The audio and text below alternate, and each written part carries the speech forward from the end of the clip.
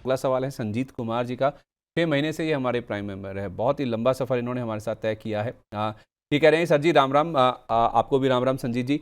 IOCL के ma'am इनके पास 2000 share हैं, बड़ी क्वांटिटी है इनके पास। 168 के प्राइस पर इन्होंने ले रखा है। In which 2000 rupees stocks are free hold of previous mine, please share your view on. तो कुछ 2000 रुपये के शेयर कह रहे हैं कि ये फ्री है। आई थिंक इनको कुछ डिविडेंड विविडेंड कुछ मिला होगा, ऐसा कुछ है। तो क्वांटिटी बड़ी है और उसमें से कुछ शेयर फ्री हैं इनके पास, लेकिन प्राइस ऊपर का है मैम। जिस तरह से अभी खड़ा है ना ये स्टॉक, 168 का प्राइस है इनका। जी, देखिए आईओसी की बात करें तो 168 का प्राइस है। और लास्ट कुछ हफ्तों से जो हमें देखने को मिल रहा है वो एक मोमेंटम, एक कंटिन्यूअसली, हफ्ते नहीं मैं बोलूंगी, लास्ट कुछ दिनों से जो देखने को मिल रहा है वो एक रेंज में मोमेंटम देखने को मिल रहा है। मुझे लगता है कि आईओसी कोशिश कर रहा है एक बेस बनाने की। तो अगर ये बेस बन गया, और ये बेस कहाँ बनेगा, 154 के लेवल पे, अभी 160 चल रहा है, 154 150 के लेवल पे जो एक बेस बना है शायद वो टूटे ना। होल्ड करने की सलाह रहेगी आईओसी को। 168 की खरीदे, मुझे पता है थोड़ा सा हम्म। यहाँ पे स्टॉप लॉस इन्हें डीप लग रहा होगा, क्योंकि हम स्टॉप लॉस यहाँ पे 154 का दे रहे हैं, लेकिन यकीन मानिए लास्ट 3-4 दिनों का लो 155 का है जो ये तोड़ा नहीं है। इसलिए 154 का स्टॉप लॉस रेकमेंड किया जा रहा है। तो 154 के स्टॉप लॉस के साथ होल्ड कर लीजिए। अगर इसमें तेजी आ गई और अगर क्रूड की प्राइसेस वाकई में नीचे जाएंगी, तो ये अब जो नेक्स्ट लेवल जिसके लिए ये तैयार हो जाएगा वो 174 तक का रहेगा। तो अच्छा लगता है आईयूसी, पर होल्ड ही करने के लिए सलाह है, स्टॉप लॉस के साथ होल्ड करें। ठीक है, स्टॉप लॉस के साथ आप इसको होल्ड करें। अच्छा, अगले सवाल की ओर बढ़ रहा हूँ मैं, जो कि हमें भेजा है विशाल शर्मा जी ने। विशाल शर्मा जी हमारे साथ 1 महीने से हैं। TMPV मैम ये आज टॉप गेनर्स में है निफ्टी के। 126 शेयर हैं इनके पास, कह रहे हैं कि 493 का after demerger. Is this the right time to accumulate when I can get my price. तो ऊपर का प्राइस है मैम इनका, ये कह रहे हैं कि डीमर्जर वाला प्राइस है, और कह रहे हैं कि कब तक ही प्राइस आ जाएगा। और दूसरा द लीला, इसके नंबर्स भी आने आई थिंक। इसका टारगेट क्या है, और travel food long time target बताइए इसका। जी, सबसे पहले हम यहाँ पे टाटा मोटर्स पैसेंजर व्हीकल की बात करें, तो हम्म। टाटा मोटर्स पैसेंजर व्हीकल की बात करें तो अभी इसमें ये जो काउंटर है अच्छा लग रहा है, लेकिन बहुत अच्छा नहीं है। लास्ट 2 दिनों से थोड़ा थोड़ा एक ऊपरी स्तरों पे मूव दिखाने की कोशिश कर रहा है, लेकिन ये जो काउंटर है वो जस्ट ये बोल रहा है कि इसमें आपको पेशेंस रखना पड़ेगा, लंबा हम्म। इंतजार भी करना पड़ सकता है। होल्ड करने की सलाह है स्टॉप लॉस के साथ। अभी चल रहा है 356, स्टॉप लॉस इसमें लगा लीजिए 320 का, 320 का। तो स्टॉप लॉस 320 का, क्लोजिंग बेस का लगा के इसमें सिर्फ बने रहना है और इंतजार करना है। टारगेट इसमें जो देखने को मिलेगा वो 400 तक के रह सकते हैं। पहला टारगेट तो वैसे 380 का है और उसके बाद 400 का दूसरा टारगेट ये रख सकते हैं। अभी इनके 2-3 सवाल थे, तो संदीप जी आपकी मदद चाहूंगी, मुझे वापस से आप स्टॉक्स के नाम बताते जाइए और कौन कौन से स्टॉक्स में इनके सवाल थे। मैम पहले तो ये बताइए, कह रहे हैं कि इनका 493 का प्राइस है, ये प्राइस कब तक आ जाएगा, उम्मीद है वापस आ जाएगा ये प्राइस। 493 का प्राइस, ये देखिए मेरे हिसाब से। इनका, सॉरी मैं बीच में बोल रहा हूँ, ये एडजस्टमेंट वाला प्राइस है जो डीमर्जर होने के बाद जो प्राइस आया था ना, उसी का है। अब जी जी, फिर इनको TMCV भी तो मिले होंगे फिर। बिल्कुल मिले होंगे। तो वो इसलिए ये ऐसा ना समझे कि अ, सिर्फ इसमें ही इनको इतना बड़ा एक डाउनसाइड मोमेंटम देखने को मिल गया, लेकिन फिर भी पॉसिबिलिटी है कि ये वापस से 400 450 तक भी जाए। ऐसा नहीं है कि वो लेवल वापस से आएगा नहीं, लेकिन उससे पहले कुछ एक रुकावटें होंगी, जो एक लेवल है जहां पे ये स्टॉक को बार बार रुकावटें फेस करनी पड़ेंगी। जैसा कि पहला 410 पे ये रुकावट फेस कर सकता है, अगर वो पार किया तो 440 तक भी जा सकता है। समय यहाँ पे कम से कम 4 महीने 5 महीने, इतना आप जरूर मान के चलिए। ठीक है, ओके। अच्छा, दूसरा है, पूछ रहे हैं कि दलीला श्लॉस बैंगलोर आई थिंक जिसका नाम है दलीला पैलेसिस, इसका टारगेट पूछ रहे हैं। ये इसके नंबर्स आने हैं मेरे हिसाब से आज। बहुत अच्छा मोमेंटम चार्ट्स पे भी लग रहा है। मार्केट्स यहाँ पे एक अच्छा, मेरे को ऐसा लगता है कि नंबर एक्सपेक्ट कर रहा है, क्योंकि जो हिसाब का मैं यहाँ पे मोमेंटम देख रही हूँ, वॉल्यूम भी अच्छा यहाँ पे हमें देखने को मिला है। जो कल का वॉल्यूम था उसको ऑलरेडी सरपास कर चुका है अभी तक। तो अभी तो 1-2 घंटे का ट्रेड बाकी है, लेकिन वॉल्यूम में ये कल के वॉल्यूम से भी ऊपर आ गया है। मुझे लगता है मार्केट यहाँ पे एक बढ़िया रिजल्ट एक्सपेक्ट कर रहा है, होपफुली उतना ही होना चाहिए। टारगेट अगर इसमें फिर इफ एंड बट है, क्योंकि रिजल्ट्स पे यहाँ पे पूरी कहानी निर्भर करती है। अगर बढ़िया इसमें नंबर्स आ गए पहला टारगेट तो आपको 474 का रखना पड़ेगा, लेकिन वहां तक ही ये खत्म नहीं होती है कहानी। 474 का पहला टारगेट रखेंगे और उसके बाद जो दूसरा टारगेट यहाँ पे हम बोल सकते हैं, मेरे हिसाब से वो तकरीबन यहाँ पे मान के चलिए 500 और 520 का रहेगा। और ये मैं नए टारगेट्स यहाँ पे थोड़ा कैलकुलेट करके बता रही हूँ, क्योंकि अभी 474 का ही हाई बना है, तो हमें फिर कैलकुलेट करना पड़ता है नए टारगेट्स को। तो वो अभी हम्म। निकल के आ रहा है 500 से 520। तो नतीजे अच्छा है तो 500 को पार कर लेगा ये काउंटर, वहां तक की बिल्कुल एक उम्मीद लगती है। और अच्छा मोमेंटम इसमें बना हुआ है। ठीक है, ओके। इसके साथ साथ ना ये पूछ रहे हैं एक द लीला पैलेसी से एक सवाल था इनका, ट्रेवल फूड इसको लेकर पूछ रहे हैं कि मुझे लॉन्ग टर्म का टारगेट बताइए इसका। हाँ जी, बिल्कुल ट्रेवल फूड का यहाँ पे बात करें, मुझे लगता है कि ये सब इन्होंने शायद आईपीओ में लिए हुए हैं, क्योंकि ये सारे आईपीओ के काउंटर्स लग रहे हैं। ट्रेवल फूड सर्विसेज की अगर हम बात करें, यहाँ पे भी सिर्फ टारगेट ही जानना चाहते हैं संदीप जी ये? बस। जी, देखिए ट्रेवल फूड में टारगेट हम अपसाइड या डाउनसाइड का पहले तो ये देखना पड़ेगा कि ट्रेंड क्या है। ट्रेंड अभी तो ये नेगेटिव है देखिए, और नेगेटिव ट्रेंड है तो मुझे लगता है कि थोड़ी गिरावट और हमें देखने को मिल सकती है। चल रहा है ये काउंटर ट्रेवल फूड का अभी तकरीबन 1124 के आसपास। थोड़ी वीकनेस और देखने को मिल सकती है जो इसे 1100 तक ले जा सकती है, टू बी वेरी प्रिसाइज 1095 तक ले जा सकती है। तो डाउन साइड में मुझे लगता है 1095 तक ये जा सकता है।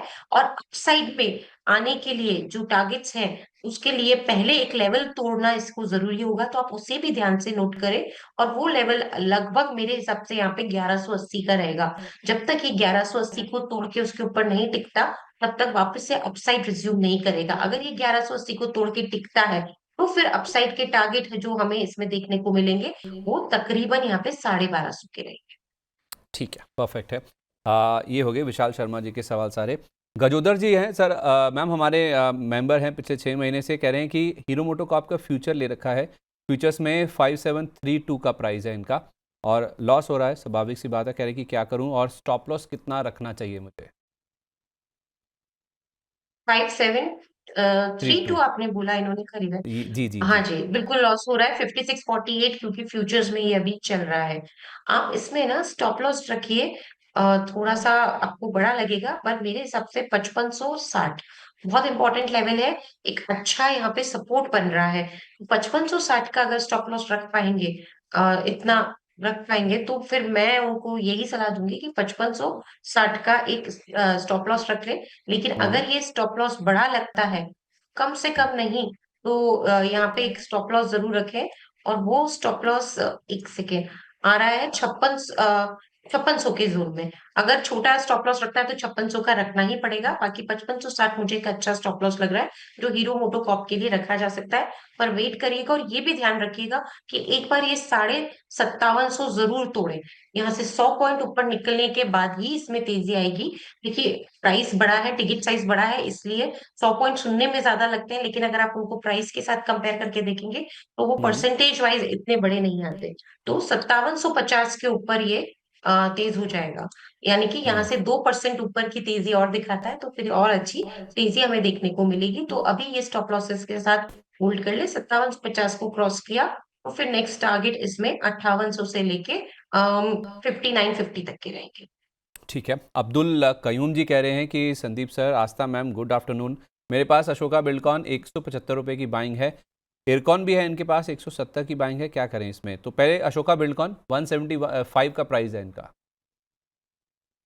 जी, बिल्कुल अशोका बिल्डकॉन में देखा जाए तो अभी चार्ट का मोमेंटम खराब बना हुआ है। 175 का प्राइस है, लेकिन चार्ट वीक बने हुए हैं। और ये जो चार्ट वीक है, ये संकेत दे रहे हैं कि थोड़ी सी गिरावट और हो सकती है। कहां तक हो सकती है? 140 तक जा सकता है। अच्छा, तेजी भी आएगी तो उसकी उम्मीद हमें कब लगाना चालू कर देना चाहिए? जब ये 160 स्पेशली 158 के ऊपर निकलने लग जाए, तो आप फिर कुछ उम्मीद रख सकते हैं, या उसके ऊपर के क्लोज देने लग जाए 158 160 के ऊपर, तो आप उम्मीद कर सकते हैं कि तेजी भी आएगी। देखिए ये काउंटर्स ऐसे हैं कि ये तेज जरूर होंगे, पर हो सकता है थोड़ा सा समय ले ले। कभी नतीजे अच्छे नहीं आते तो फिर वो एक क्वार्टर नहीं तो 2 महीने तो निकाल ही देते हैं अगले क्वार्टर का वेट करने तक। तो वो कुछ महीनों का आपको समय सीमा रखना ही रहेगा और नतीजे अच्छे आ गए तो आपकी कॉस्ट प्राइस जल्दी ही देखने को मिलेगी। पर होल्ड करिए, कोई दिक्कत नहीं है। मुझे नहीं लगता कि 3-4 महीनों के अंतर इनका ये आएगा नहीं, ऐसा लगता तो नहीं है। 100% कोई सही नहीं होता, बट जो हुँ, हमें समझ में आ रहा है उस हिसाब से मैं यहाँ बात कर रही हूँ। तो होल्ड हुँ। कर लीजिए सर इसको, अभी सिर्फ यही सलाह रहेगी। और जो मैंने स्टॉप लॉस दिया है उसी के साथ होल्ड करना है, जो कि तकरीबन स्टॉप लॉस अभी तो यहाँ पे मुझे लग रहा है आ रहा है, वो है 160, माफ कीजिएगा 150 पे तो चल ही रहा है। स्टॉप लॉस 140 का आ रहा है। ठीक है, परफेक्ट है। दूसरा है मैम, इनके पास इरकॉन ₹170 की बाइंग है। 170 की बाइंग है, 163 के आसपास शेयर है। और ये इरकॉन की कहानी नहीं है, ज़्यादातर निवेशकों की कहानी है जिन्होंने रेलवे स्टॉक्स ले रखे हैं ऊपर के लेवल पर और नीचे हैं अभी। और जो हाल फिलहाल मोमेंटम बना है ना पिछले कुछ दिनों में, उसके बावजूद भी जिन जिन लोगों के ऐसे रेलवे स्टॉक्स हैं जो कि इनके प्राइस के नीचे अभी कारोबार कर रहे हैं, उनको क्या करना चाहिए? ये बजट से जुड़ी हुई रैली क्या और एक्सटेंड हो सकती है? देखिए, बजट जब भी आता है तो ये रेलवे स्टॉक्स हमेशा फोकस में आ जाते हैं और रेलवे स्टॉक्स में हमें ये भी देखना पड़ता है कि इनकी ऑर्डर बुक कैसी है। तो ये भी आप जरूर ध्यान रखते जाएं। कभी भी कोई रेलवे काउंटर आता है और ऑर्डर बुक से रिलेटेड कोई भी न्यूज आती है तो आप देखिए बढ़िया हलचल होती है और मोस्टली ऊपर की तरफ ही हलचल हमें देखने को मिलती है। तो हम्म। इरकॉन की बात करें तो अभी तो ये वीक है, वीक भी नहीं है बल्कि संदीप जी मैं कहूंगी एक दायरे में अटका हुआ है।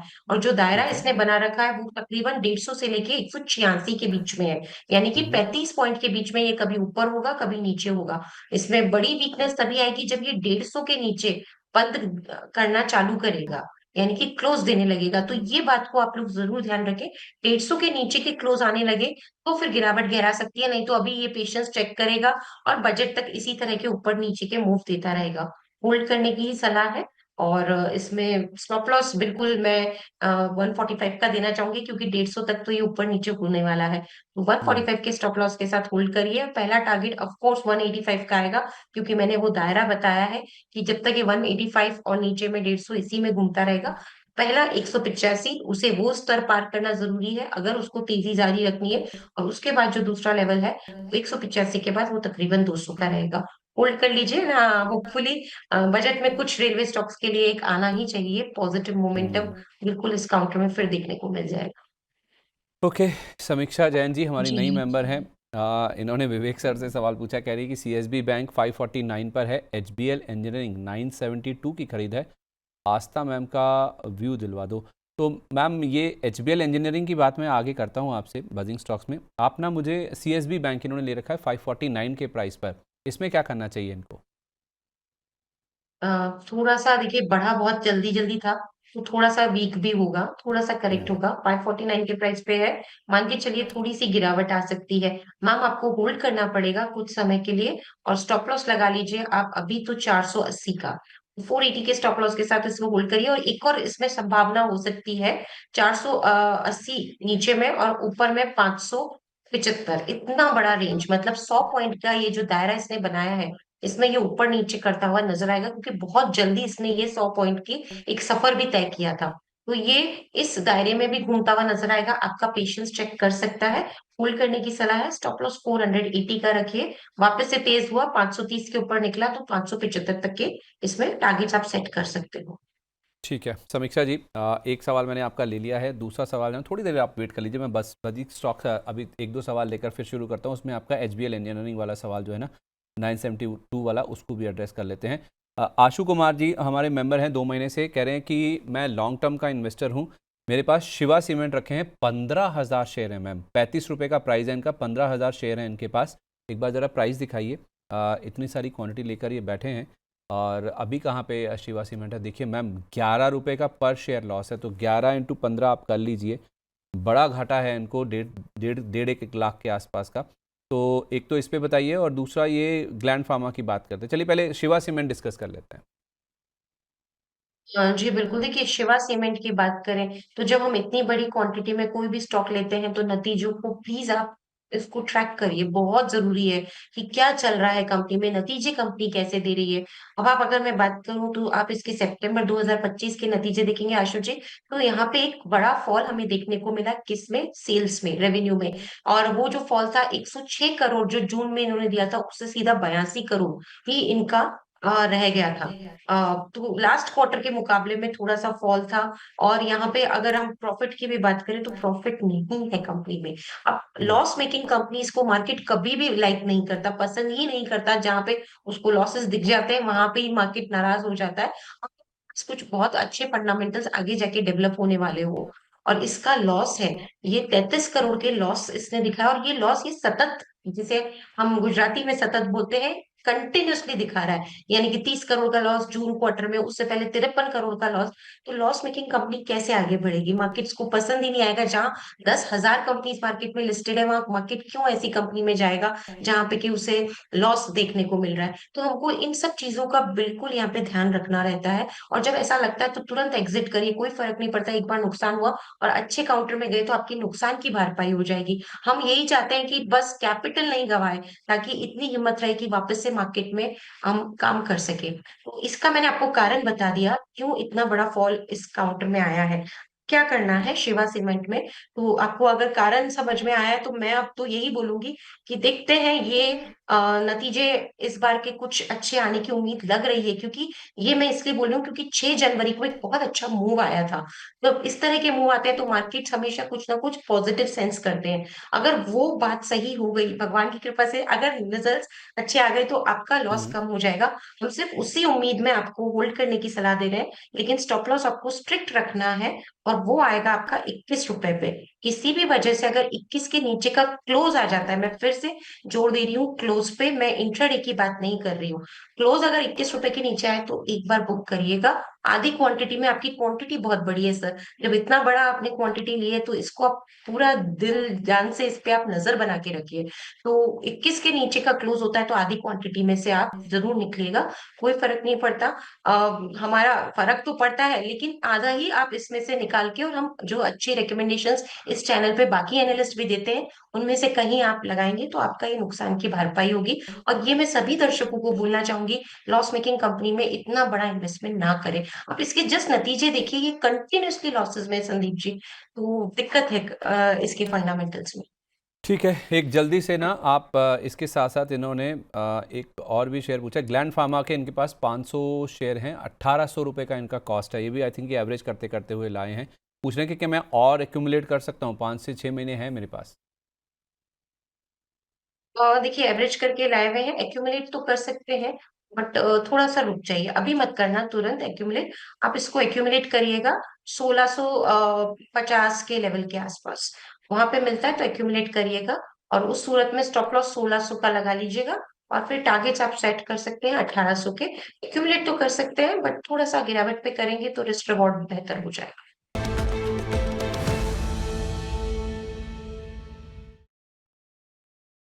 मैम, इस शो के अंत में ये सेगमेंट आता है, लेकिन सबसे महत्वपूर्ण सेगमेंट है। कहते हैं ना, last but not the least, ये वही वाला सेगमेंट है जिसमें हम हमारे जो एक्सपर्ट्स चुनते हैं, उनकी जो पूरी रिसर्च का निचोड़ होता है। कौन से शेयरों में पैसा बन सकता है, यहाँ पे पैसा लगाया जा सकता है, निवेश किया जा सकता है, ये उससे जुड़ा हुआ है। तो फिलहाल इस मार्केट के जंक्चर को देखते हुए कहाँ पैसा लगाने का मौका है? जी देखिए, अभी अभी में जो अच्छा लग रहा है वो एयू स्मॉल फाइनेंस बैंक है। तो वहां पे एक नजर बनाई जा सकती है। आज एक अच्छा मोमेंटम हमने इस काउंटर पे देखा था, खरीदारी करने की सलाह है। 1021 के आसपास चल रहा है, 950 के स्टॉप लॉस के साथ। और अब इसमें जो लक्ष्य रखा जा सकता है वो तकरीबन 1100 पहला और 1130 दूसरा। एयू स्मॉल फाइनेंस बैंक में खरीदारी करने की सलाह है। रिकी है मैम? जी, एक ही है। और क्या ड्यूरेशन इसमें आप लेके चल सकते हैं? देखिए, कुछ समय के लिए दी जा रही है, जिसमें 8 से 10 ट्रेडिंग सेशंस की हम यूजुअली एक टाइम लिमिट रखते हैं। तो हम्म। उतना तो इसमें रखें और इसमें निवेश कर सकते हैं। ठीक है, 5% जी। आज ऊपर है। 1021 के आसपास भी खरीदे तो 1100 1130 तक के टारगेट होंगे। 950 रुपये के आसपास का आपको यहाँ पर स्टॉप लॉस रखना होगा। तो एयू स्मॉल फाइनेंस बैंक ये बड़ा कमाल कर सकता है। नाम में स्मॉल है लेकिन रिटर्न बड़े डिलीवर कर सकता है। बहुत शुक्रिया आस्था मैम आपका आज हमारे साथ कार्यक्रम में शामिल थैंक होने यू। के लिए। जिन भी स्टॉक्स पर बातचीत हुई है, कोई डिस्क्लेमर? देखिए, जो भी स्टॉक्स हमने डिस्कस किए मेरी कोई पर्सनल होल्डिंग में नहीं है, बट हो सकता है कि हमारे क्लाइंट्स को इनमें से कोई भी स्टॉक में रिकमेंडेशन दिए गए हो। धन्यवाद मुझे बुलाने के लिए।